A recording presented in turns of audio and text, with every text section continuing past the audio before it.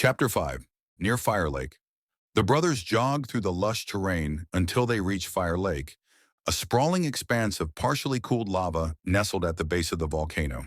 The surface glistened in shades of deep red and black, with occasional cracks revealing the glowing heat beneath. Jets of steam hissed and erupted unpredictably, filling the air with bursts of heat and a faint, acrid smell.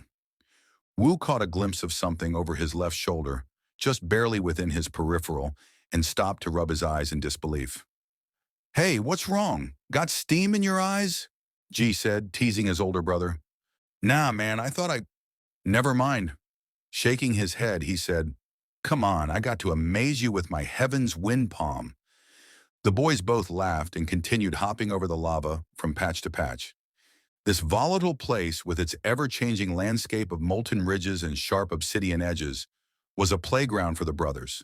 They darted and jumped between solid patches, laughing as the steam burst around them. To any outsider, the area would seem treacherous, even deadly. But to Wu and Ji, Fire Lake was a thrilling challenge, a space where they had honed their instincts and movements. Years of exploring the lake had toughened them, granting them an uncanny resistance to the heat and steam. While others would flinch or falter, the brothers moved with confidence, as if the lake itself had become part of their nature. It was here, amidst the hiss and glow of Fire Lake, that their bond deepened and the seeds of their resilience were planted. They found a large patch area and stood facing each other. "All right," Wu said, clapping his hands together. "Let's try what we saw today." Ji furrowed his brow, mimicking Master Han's stance. So, he stood like this, and then he thrust his palm forward, but nothing happened except a slight grunt of effort. "Keep your hands straight," Wu said, moving beside him to demonstrate. "And you have to picture the air moving." Ji tried again, his face scrunched in concentration. "Like this?"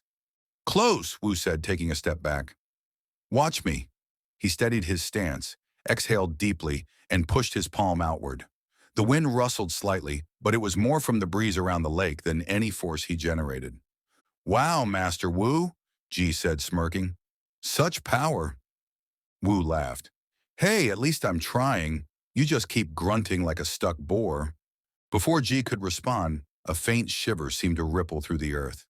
It was so subtle that the brothers barely noticed, though the lake's surface quivered slightly. "What was that?" Ji asked, glancing around. "Probably nothing," Wu said quickly, brushing it off. "Why are the birds acting all crazy?" "Wu, is that one flying upside down?"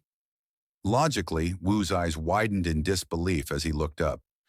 Ji pointed his finger at him, laughing. "Made you look? I saw you look." Wu laughed and said, Yeah, you got me. Let's keep going. This time, try using your legs more." Just then, a voice cut through the air behind them. Well, what are you two doing out here?" Greg Beauchamp arrives. The brothers turned to see Greg Beauchamp, the son of a local merchant, walking toward them.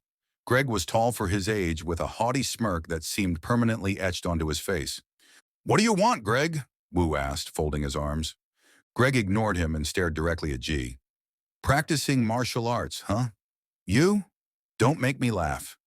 Ji squared his shoulders. "We can do whatever we want. One day we'll be as good as Master Han and Master Zuo."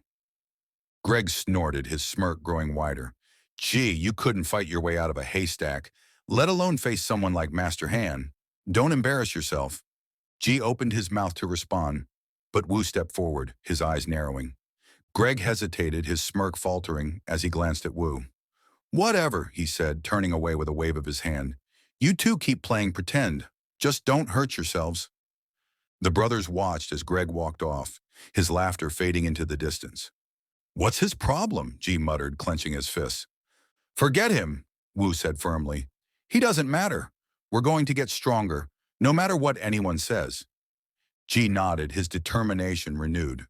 "Let's keep practicing." The two brothers returned to their stances, the faint ripples of Fire Lake and the looming volcano behind them, unaware of that would soon shape their destiny.